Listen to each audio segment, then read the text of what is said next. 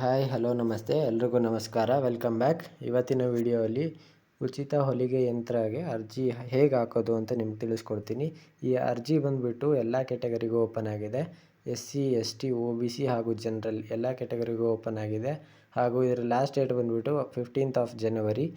ಅದರಿಂದ ಈ ವಿಡಿಯೋ ಎಲ್ಲರಿಗೂ ಶೇರ್ ಮಾಡಿ ಹಾಗೂ ಲೈಕ್ ಆ್ಯಂಡ್ ಸಬ್ಸ್ಕ್ರೈಬ್ ಮಾಡಲು ಮರಿಬೇಡಿ ಅಂತ ಹೇಳ್ತಾ ವಿಡಿಯೋನ ಸ್ಟಾರ್ಟ್ ಮಾಡ್ತಾಯಿದ್ದೀನಿ. ಮೊದಲಿಗೆ ನೀವು ಬ್ರೌಸರ್ ಯಾವುದಾದ್ರು ಒಂದು ಬ್ರೌಸರ್ ಓಪನ್ ಮಾಡಿಬಿಟ್ಟು free tailoring machine apply online 2025 ಸೇವಾ ಸಿಂಧು ಅಂತ ಹಾಕಿ ಸರ್ಚ್ ಮಾಡಬೇಕಾಗತ್ತೆ. ಫ್ರೀ ಟೈಲರಿಂಗ್ ಮೆಷಿನ್ ಸ್ಕೀಮ್ 2025 ಸೇವಾ ಸಿಂಧು ಅಂತ ಈ ರೀತಿ ಸರ್ಚ್ ಮಾಡಿ. ಈ ರೀತಿ ಒಂದು ಫಸ್ಟ್ ಸೇವಾ ಸಿಂಧು ವೆಬ್ಸೈಟ್ ಲಿಂಕ್ ಬರುತ್ತೆ. ಸೇವಾ ಸರ್ವಿಸ್ ಪ್ಲಸ್ ಅಂತ ಒಂದು ಬರುತ್ತೆ, ಅದ್ರ ಮೇಲೆ ಕ್ಲಿಕ್ ಮಾಡಿ. ಈ ಪೇಜ್ ರೀಡೈರೆಕ್ಟ್ ಆಗುತ್ತೆ. ಇದೊಂದು ಅಪ್ಲಿಕೇಶನ್ ಪೇಜ್ ಆಗಿರುತ್ತೆ. ಇಲ್ಲಿ ನೋಡಿ ಏನೇನು ದಾಖಲಾತಿ ಬೇಕು ಅಪ್ಲಿಕೇಶನ್ ಹಾಕೋದಕ್ಕೆ ಅಂತ ಇಲ್ಲಿ ನಿಮಗೆ ತೋರಿಸ್ತಾ ಇದೆ. ಏನೇನು ಬೇಕು ಅಂದರೆ passport size photo, caste and income certificate, TC ಅಥವಾ SLC ಮಾಸ್ ಕಾರ್ಡು, ಇಲ್ಲಾಂದರೆ ಟೈಲರಿಂಗ್ ಸರ್ಟಿಫಿಕೇಟ್ ಮತ್ತು ರೇಷನ್ ಕಾರ್ಡ್. ಇಷ್ಟು ದಾಖಲಾತಿ ಮ್ಯಾಂಡೇಟರಿ ಬೇಕೇ ಬೇಕಾಗಿರುತ್ತೆ. ಇದರಲ್ಲಿ ಯಾವುದಾದ್ರು ಒಂದು ದಾಖಲಾತಿ ಇಲ್ಲ ಅಂದರೂ ಅರ್ಜಿ ಸಲ್ಲಿಸಲು ಆಗಲ್ಲ. ನೆಕ್ಸ್ಟ್ ನಿಮಗೋಸ್ಕರ ಒಂದು ಅಪ್ಲಿಕೇಶನ್ ಡೆಮೋ ಹಾಕಿ ತೋರಿಸ್ತೀನಿ. ಇಲ್ಲಿ ಕೆಳಗಡೆ ಅಪ್ಲಿಕೇಶನ್ ಫಾರ್ಮ್ ಓಪನ್ ಆಗುತ್ತೆ.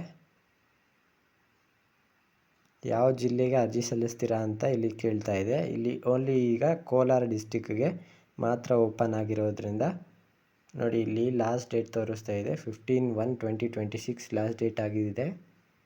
ಓಕೆ ಮೇಲೆ ಕ್ಲಿಕ್ ಮಾಡಿ. ನೆಕ್ಸ್ಟು ತಾಲೂಕು, ಯಾವ ತಾಲೂಕು, ಕೋಲಾರಲ್ಲಿ ಯಾವ ತಾಲೂಕು ಅಂತ ಕೇಳ್ತಾ ಇದೆ. ತಾಲೂಕು ಸೆಲೆಕ್ಟ್ ಮಾಡ್ಕೊಳ್ಳಿ. ಅರ್ಜಿದಾರರ ಹೆಸರು, ಕ್ಯಾಂಡಿಡೇಟ್ ನೇಮ್ ಹಾಕಿ. ಇದು ಓನ್ಲಿ ಲೇಡೀಸ್ ಮಹಿಳೆಯರಿಗಿರೋದ್ರಿಂದ ಅವ್ರಿಗೆ ಮಾತ್ರ ಅಪ್ಲಿಕೇಶನ್ ಅನ್ವಯಿಸುತ್ತೆ. ತಂದೆ ಹೆಸರು ಹಾಕಿ, ಜೆಂಡರ್ ಸೆಲೆಕ್ಟ್ ಮಾಡ್ಕೊಳ್ಳಿ.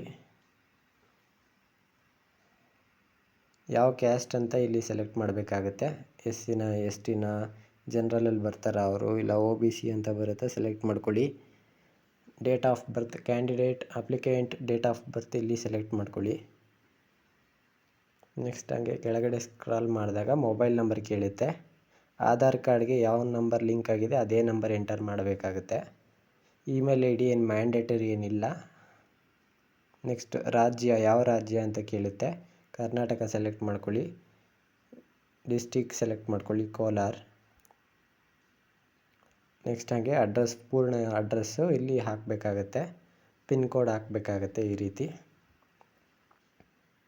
ವಿದ್ಯಾ ಅರ್ಹತೆ, ಎಜುಕೇಷನ್ ಕ್ವಾಲಿಫಿಕೇಷನ್ ಕೇಳ್ತಾ ಇದೆ.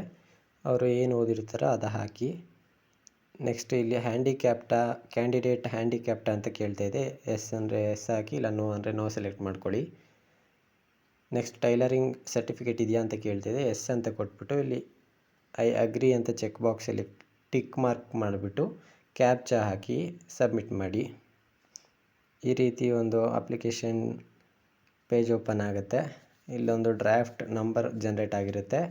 ನೆಕ್ಸ್ಟ್ ಅಟ್ಯಾಚ್ ಅನೆಕ್ಷರಲ್ಲಿ ಕ್ಲಿಕ್ ಮಾಡಿ.